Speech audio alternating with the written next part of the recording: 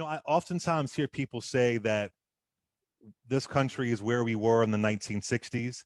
I've heard some folks even compare it to Reconstruction. I Right, always right. get a little bit nervous doing that because I don't know what it was like in the, post Civil War 18th. I don't know what that was like. But do you think that's fair? Are we there, or is that just going a little bit too far to say Are we were? we, you mean at a place where we were back in the 60s? And Yeah. yeah, I mean, look, I've seen some, let me answer it this way too. I've seen some people with signs held up, I'm not my ancestors. Oh, I Like hate what, you that. better? What what? You don't even know your ancestors. You don't even know the Exactly. history.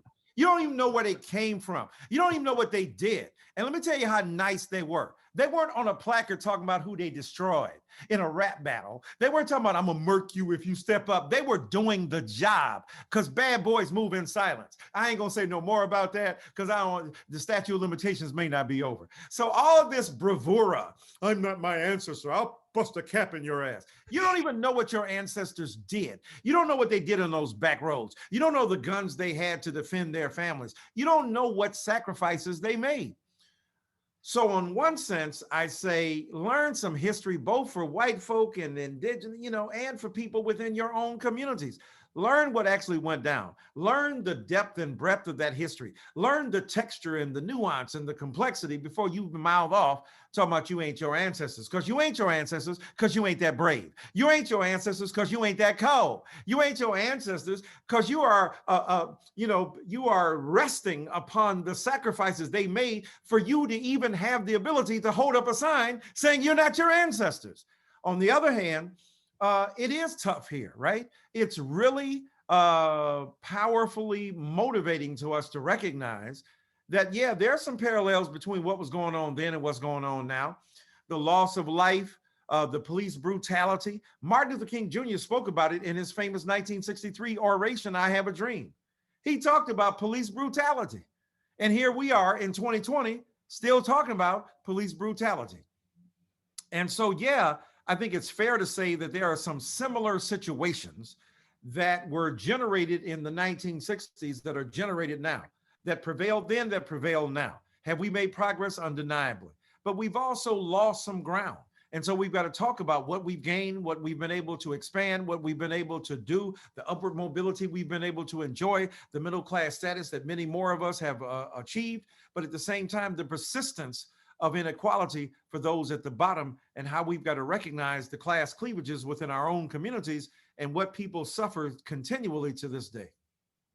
It's interesting. I think about this defund the police conversation. I don't know how you feel about it, but I feel like it reminds me of uh, Dr. King was told by white ministers, "You're going too far.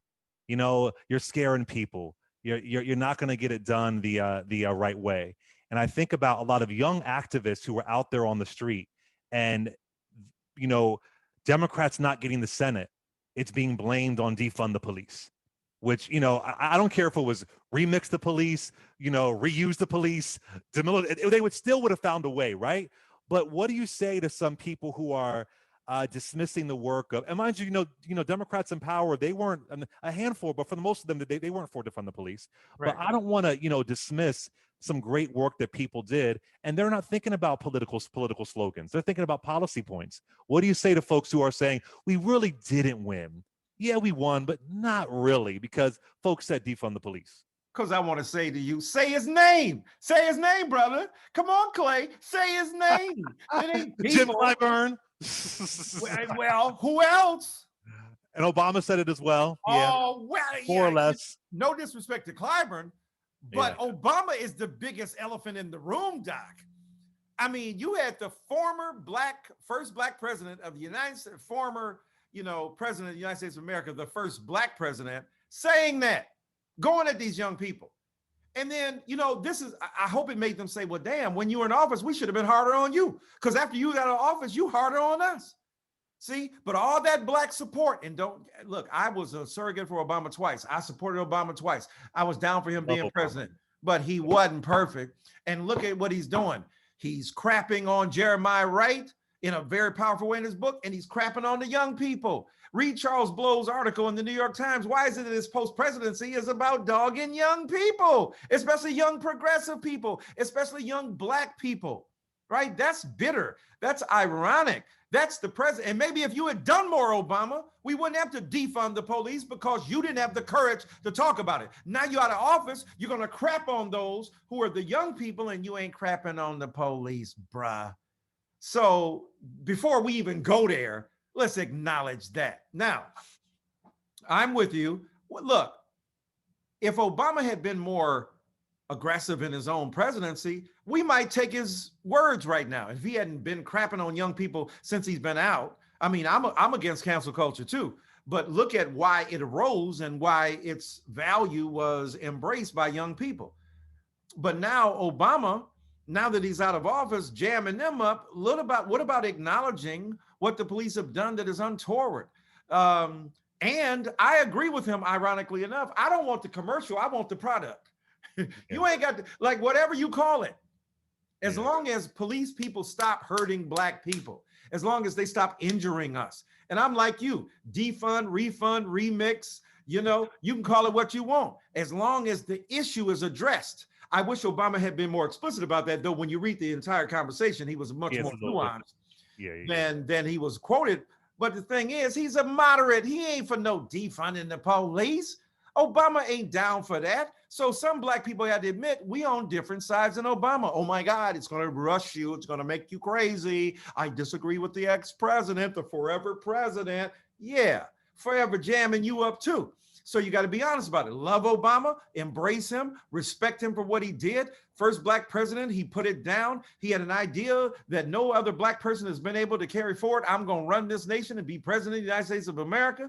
Give the man credit for what he did. But at the same time, the defunding the police has a lot more complicated and nuanced interpretation. And I wish Obama might spend a little bit more time talking about that, but he can't because he doesn't believe in it. So you got to say Obama parts company with Black people who want to have a radical reimagining of the police. That's not his shtick. If that's yours, then you should argue that point, defend that point, and suggest that, like you said, the 7 clergymen who were critical of Martin Luther King Jr. were liberals. They would consider themselves moderates and liberals. And that's what King said.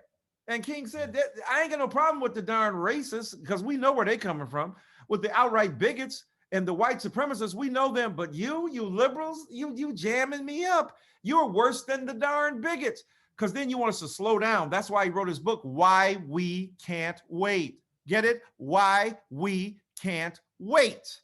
That's what he wrote the book for. And that's why he included that letter to Birmingham, from Birmingham jail, in his book. So Dr. King seems to be on your side, homie.